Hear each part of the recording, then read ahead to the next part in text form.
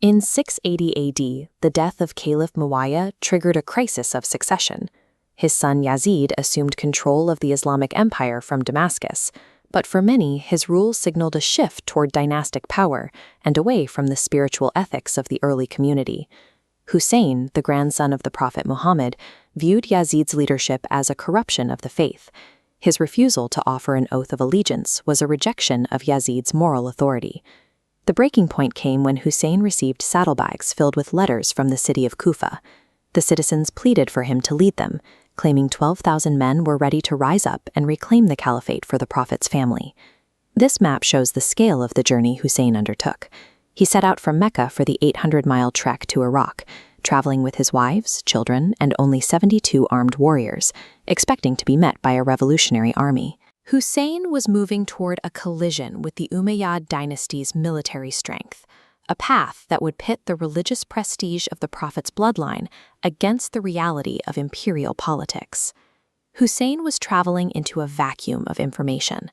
While he was in the desert, the Umayyad governor Ubaydullah had already moved through Kufa, using public executions and threats to crush the rebellion before it could start. Hussein's cousin and advance envoy, Muslim, was captured and killed. Under the pressure of Ubaydullah's police force, the 12,000 promised rebels abandoned their pledges and retreated behind locked doors. The army Hussein expected to lead no longer existed. He was continuing his march toward a city that had already been silenced by an engineered slaughter. On the high desert steppes, a messenger finally reached the caravan with the news. Kufa had fallen and Muslim had been executed. The tribal warriors who had joined the caravan for a share of the victory realized the mission was doomed. They deserted under the cover of night, leaving only the original 72 followers. Despite warnings to return to Mecca, Hussein insisted on proceeding. He stated that his destiny was journeying toward him and that he would not turn back from what was fated. He began to speak of shahadat, a term that means witnessing, as well as martyrdom. He realized that if he could not win a military victory, he could use his own death to testify against the corruption of the Umayyad state. This decision changed the nature of his journey. It was no longer a bid for the caliphate, but a deliberate act of sacrifice intended to shock the conscience of the Islamic world. This map details where the caravan was finally cornered. They were forced to halt on a stony stretch of sand called Karbala, trapped in a narrow pocket between a desert and a branch of the Euphrates River. The tactical reality was absolute. 4,000 Umayyad troops arrived and completely encircled Hussein's 72 men. Their primary objective was to cut the camp off from the river, using extreme thirst in the October heat to force a surrender.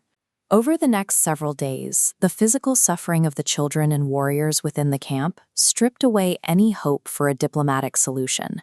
The only path remaining was the one leading to their deaths. On the morning of October 10th, the day of Ashura, the Umayyad army finally moved in for the kill. The battle was a series of individual tragedies. Hussein's nephew Qasim went out to fight in his white wedding tunic and was cut down before his marriage could be consummated. His brother Abbas reached the river to get water for the thirsty children, but was ambushed. He continued to fight even after losing his arms, holding the water skin in his teeth until he was killed. In the most famous image of the day, Hussein stood before the enemy holding his 3-month-old infant, pleading for water. The child was killed by an arrow while still in his father's arms. Hussein was the last to fall. He charged the enemy lines and sustained 33 wounds before he was finally killed and trampled into the sand. The specific, intimate brutality of these deaths turned a desert skirmish into a foundational story for the Shia faith, creating a narrative of sacrifice that would be retold for over 1,000 years. The aftermath was a display of imperial victory. The heads of the 72 fallen were carried on lances to Damascus, and the surviving women were led away in chains. Among them was Zainab, Hussein's sister.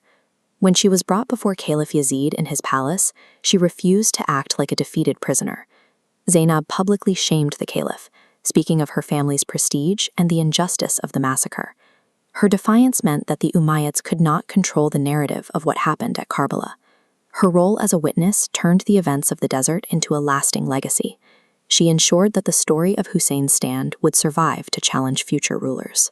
For 13 centuries, the story of Karbala was kept alive through tazia, elaborate passion plays staged every year, and Husseiniyyas, dedicated mourning houses. These rituals allowed generations of believers to reenact the tragedy, turning a 7th century military defeat into a lens for identifying injustice in any era. This cultural memory became a political weapon in the 20th century. Activists began to identify modern rulers, like the Shah of Iran, with the figure of Yazid, using the ancient story to frame their contemporary struggle as a battle for the soul of the faith. Ayatollah Khomeini explicitly linked the deaths of protesters in the 1970s to the martyrs of Karbala. By invoking this narrative, he mobilized millions to topple the Shah, proving that Hussein's sacrifice could still dismantle a modern state. Hussein's choice to face certain death in the desert created a recurring source of power for the disenfranchised. In Karbala today, the millions of pilgrims who gather every year are proof of a legacy that continues to define the intersection of faith and political resistance.